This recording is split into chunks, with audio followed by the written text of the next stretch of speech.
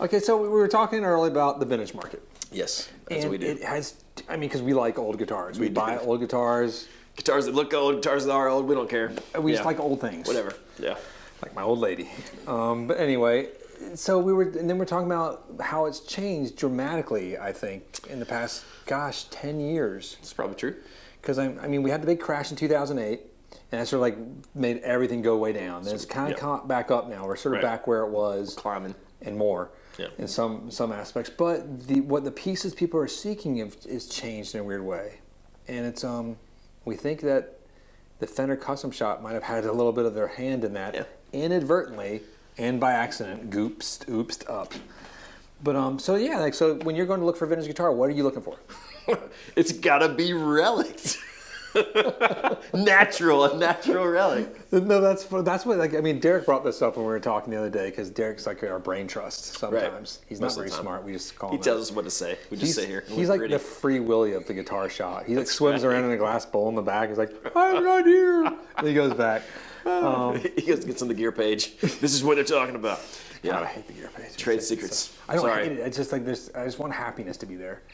More happiness. There's no happiness. I don't understand why. But anyways, vintage guitars. Sorry. Relic-y guitars. Okay, so we think the Fender Custom Shops have become the masters of the relics. This all sort of started in the mid to late 80s, and it's become a powerful force in the market now for new, beat-up looking guitars. You know, like that have that sort of feel and vibe and fit. But now that is saturated into the used and used and vintage market. I can't even say which was which now. The vintage market. So most people looking for a vintage Strat, like the sex appeal of the beat up one is way more attractive than the one that's minty. You don't really want an old. You want people to know it's an old Strat. It doesn't make any sense in a Strat. It's funny how because you see, like the one that's in mint condition should be worth more, right? It's not necessarily. I've heard for years people say if you find an old vintage guitar and it's perfect, it probably wasn't a good one because it didn't get played a lot, you know? So I think there's something to that as well, is that, you in your brain at least, you've got this story of, this guitar's beat up, it's been played, it's got to be a great one, it's got the magic. Yeah, I think Sir Joe of the Bonamassos, he said a very similar thing in one of the many online things that I've watched him on, because I follow him quite religiously on his rig rundown. I need the newest Joe rig rundown. Give it to us. I didn't watch his movie, by the way. How was the movie? Man. I enjoyed it. Right on, man. That's good to hear. I have not watched that one yet. I saw, like I think the Oasis one was the last one I saw, and it was a lot of fun. Like, you get to watch like this descent into madness and fun. Joe doesn't have that, does he? Joe, no. Okay, Joe's very level-headed. No, but there's something about these old guitars. If they are sitting in a closet pristine, most likely they just weren't that great. Yeah. If they haven't been played and lived their life. I mean, it's possible that somebody bought a great one and never played it, but yeah, it's more likely if one's been out there and been played and circulated, it's a better one.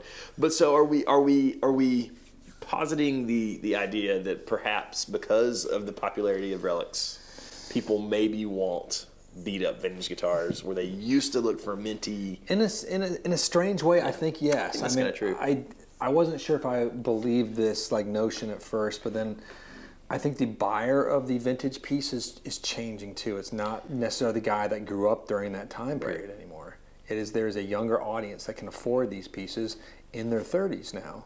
They can buy a $25,000 guitar. Absolutely. That is not unheard of. I've known some 20-year-old people that have been buying these, and they were definitely not alive anywhere near the birth of this guitar. Right.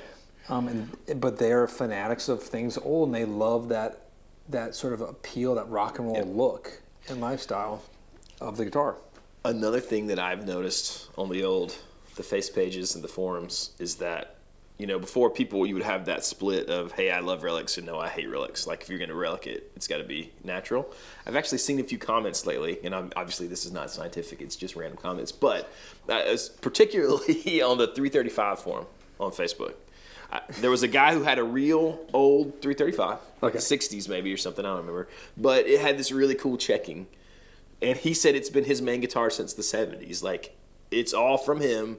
It's from playing these gigs where he's like outside, it's humid, then it's really cold winter where he was, and he's like, all this check-in, I love it. And then all these comments were like, I've never got the appeal of beating up, things not taken care of, and I think something was wrong with your finish, and you should get, if that was mine, I'd have it refinished in a heartbeat. And then you get the people, so it's almost like that argument has carried over to actual vintage pieces. God, that's weird. Isn't that weird? That is really weird. It's like I didn't know where you were going with this. Like, what is Jonathan talking about? I have no idea. Because when you brought up the 335 form, I just started thinking about our Irish friend that bought the guitar, and then it was the wrong tuners, but it was for a Les Paul Jr. a 58 or 57. Oddly enough, this guy was in Ireland. That's strange, right? What's up with these Irish people? And his case was full of blubber. I'm just kidding.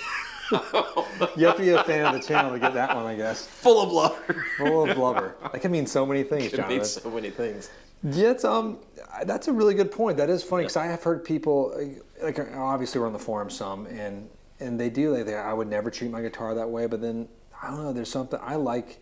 That's why I'm so scared of a brand new guitar sometimes. Sometimes, yeah. That first ding is like, That's the killer. and like, Because one little ding doesn't look good. no, like especially like if you have a PRS. Right. Like, I have a PRS, like I want it to look like a PRS forever. Or maybe even a brand new 335 or like a jazz box or something that you kind of wanted to look classy. But once it gets there, I think it looks sexy. Like Yes. But that first chip, I remember when I first hurt my first custom shop Strat that I have, I leaned it on a chair or a swiveling bench, I think even worse, and it rolled off, hit like the hardware on the drum set, put a chunk out of the neck. I mean, the chunk was literally like this big, but I was like expletives flying. I was devastated.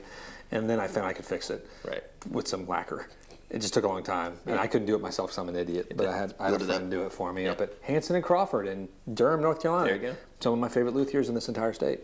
They're weird and they're nerdy and insane, and I like that. That's what makes them great. They know guitars. Yeah. But no, they definitely helped us out with that and made my neuroses calm down. But no, it's a relic guitar already, but it was on the neck, and I didn't want to feel the little divot on the neck. I had a similar thing the other day. I was sitting on the couch playing my Strat, and one of the kids came running at me with my phone and just like let the phone go like from me to you, and it just like smashed into the front, and I was pretty sure it dented it, and I was like, oh my God. Then I was like, But that's okay. It's full of dents. Doesn't matter. Yeah, it's kind of because I had a kid. One of the kids I was working with, he dropped a guitar on top of my guitar, and it put this big gouge in it. And I was actually, he almost started crying. His name was Andrew Robertson. He's in the Air Force now, which is hilarious. He's that old. But he almost started crying. And he's like, "Oh my God, I'm so sorry." And I was like, "Man, that is cool. Good ding." I was Way super, to go. it was a great. Took a little chunk out of the top of the Strat horn. Not like much, just a little. I thought it was really cool. But anyway, we're diverging. So, what's our consensus? I do think the market has changed.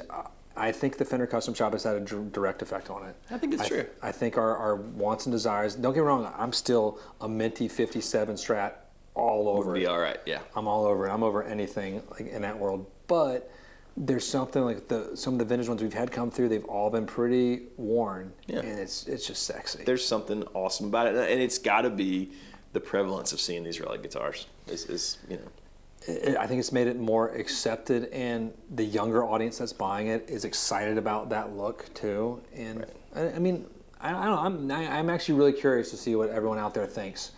If if you see a vintage guitar, 64 Strat, let's just use that.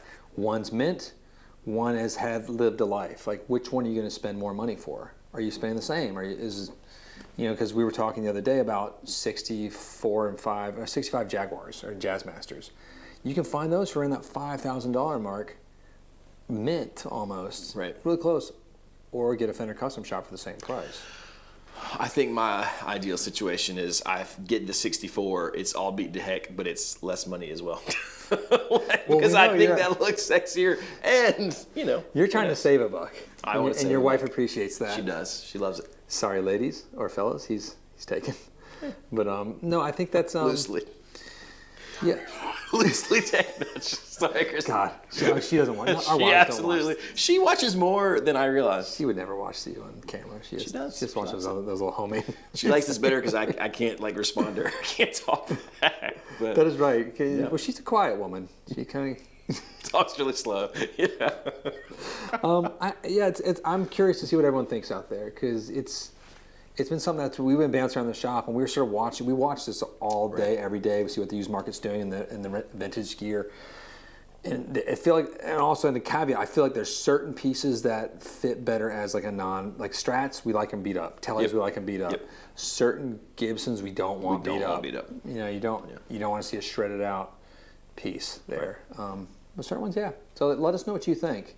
If you want to see Jonathan dance or anything later, you can just send us a comment. Put it in the comments. Oh my God, please say that. Yes. Don't say that. You don't want to see that. If you haven't already, hit like and subscribe. Click the bell so you don't miss our videos in the future. Thanks for hanging out with us. Thanks, guys.